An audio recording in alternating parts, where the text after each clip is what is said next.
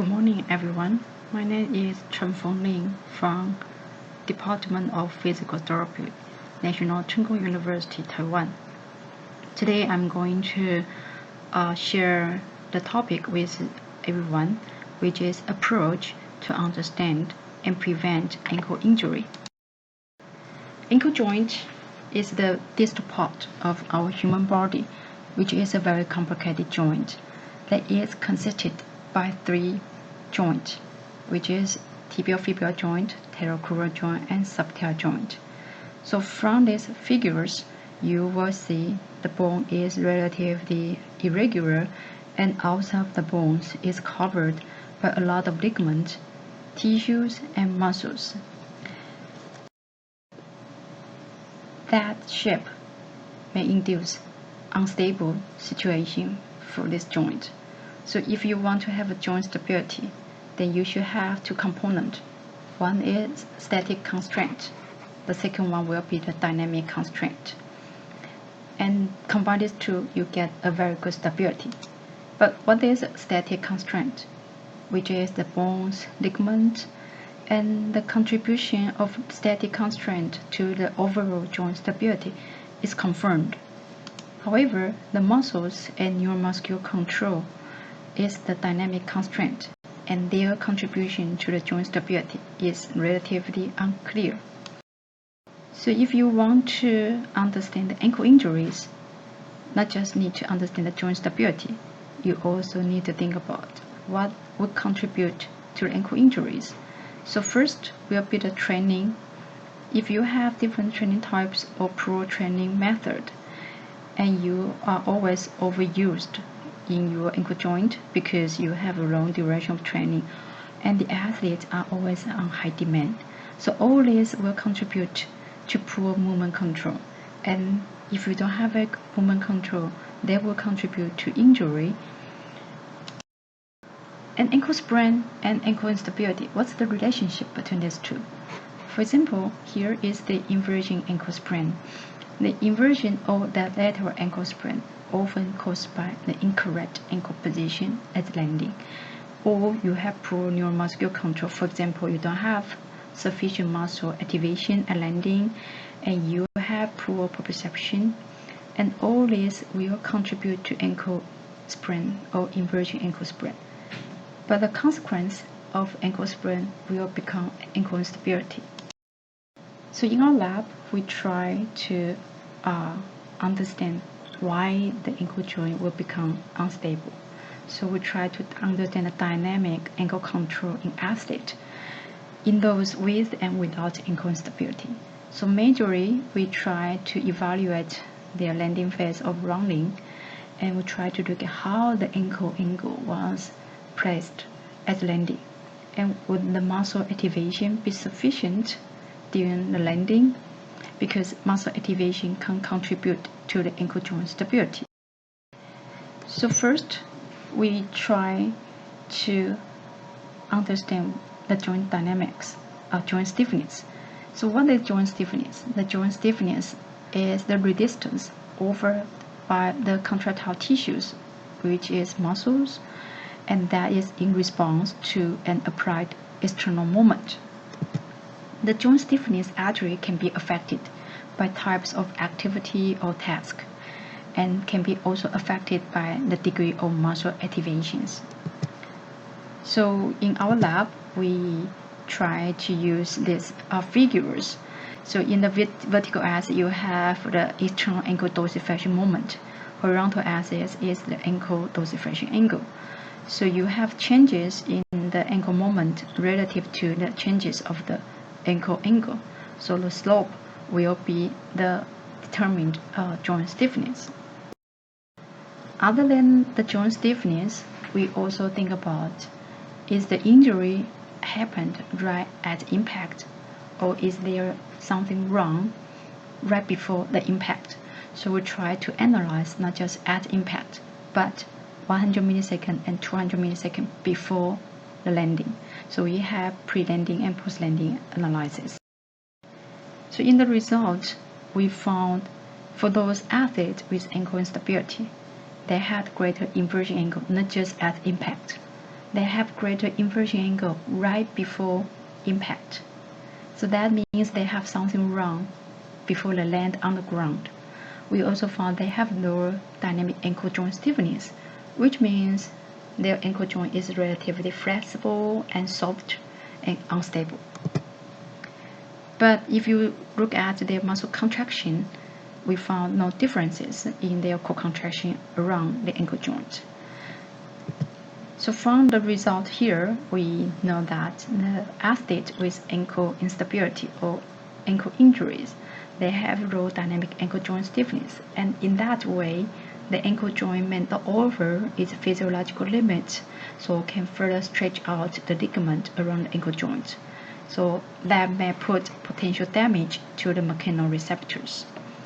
And we also found that the activation of the pons longus, which is PR, is strong enough.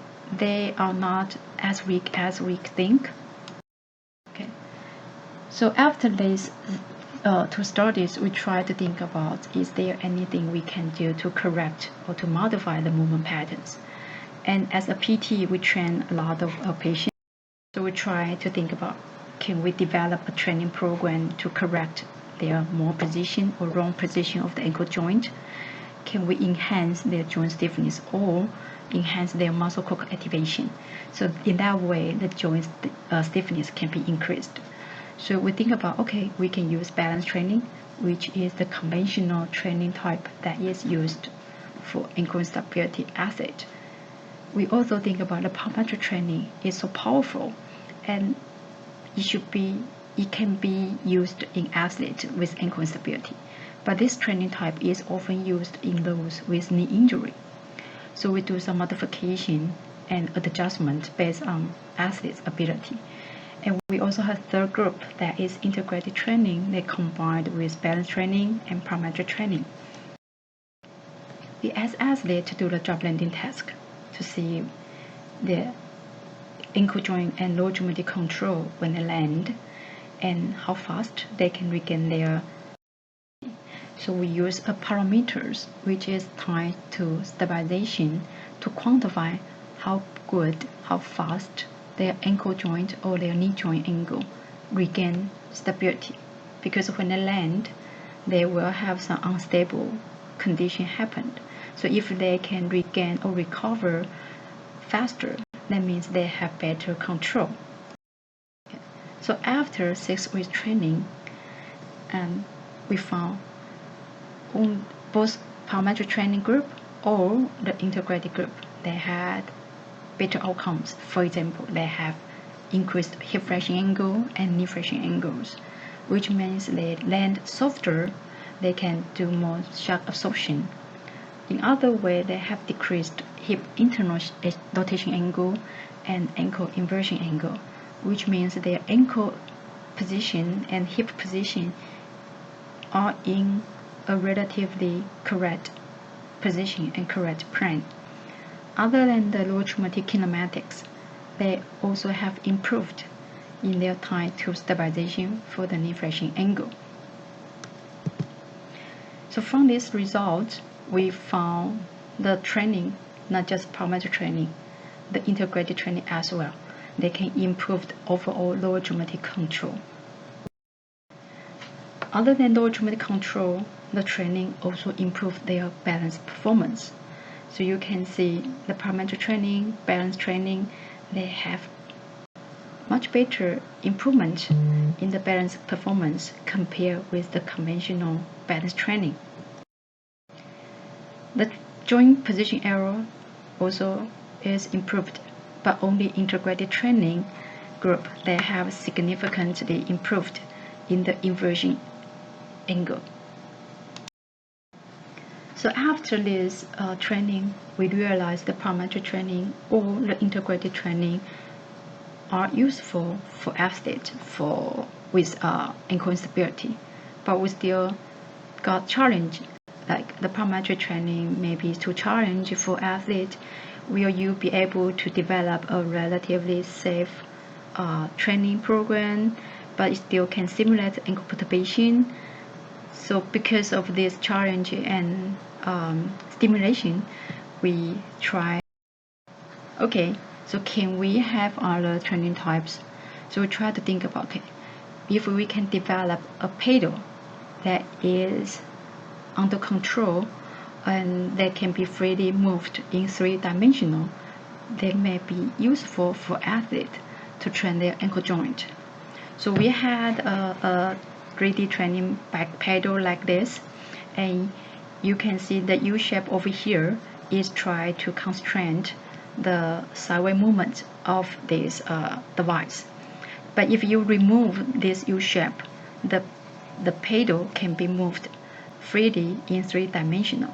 If we mount this pedal into regular bicycle, the training bike, so athletes can sit on the bike and have some challenges over their ankle joint. So they're over 6 weeks bike training, and so we have ankle instability training group and the athlete with ankle instability, but they receive no training. And we also have additional 14 athletes. They just receive their regular training, and then we do the comparison. So they are asking to do the joint position error to block out the noise and to block out the vision. They will also ask to do the lateral shuffling. So from here, you can see after 6 week bike pedal training, all the athletes, the training group, they have improved joint position error in all directions. And during the dynamic tasks such as lateral shuffling, their landing stability is improved, and they also have improved the core contraction over the ankle joint and knee joint as well. And that means their lower extremity core contraction and control is improved. Other than the dynamic task, the training program also improved their single leg standing. The postural sway in the medial lateral direction is significantly reduced. So from the path of our research outcomes, I would like to give you some take-home messages. So first, you will realize the remodeled back pedal training actually is very safe and is a very efficient training mode that not just improve the dynamic ankle control, but also improve their balance performance. Second, the plyometric training or the integrated plyometric plus balance training are also effective in improving their time to stabilization in the knee joint, also correct their lower extremity movement patterns. So these two training types should be or can be applied in the regular training basis or rehabilitation settings. We also found that the muscle core contraction or joint stiffness can be improved through training, not just plyometric training or integrated training, but also through the remodeled bike pedal training. And if you have injured to your ligament and you have poor proprioception, but the proprioception can still be improved after the training. So from the results of our lab, we consider that the ankle joint is really complicated and it's prone to injury, but it can be improved through the training. So here is my presentation. Thank you for your attention and welcome any questions.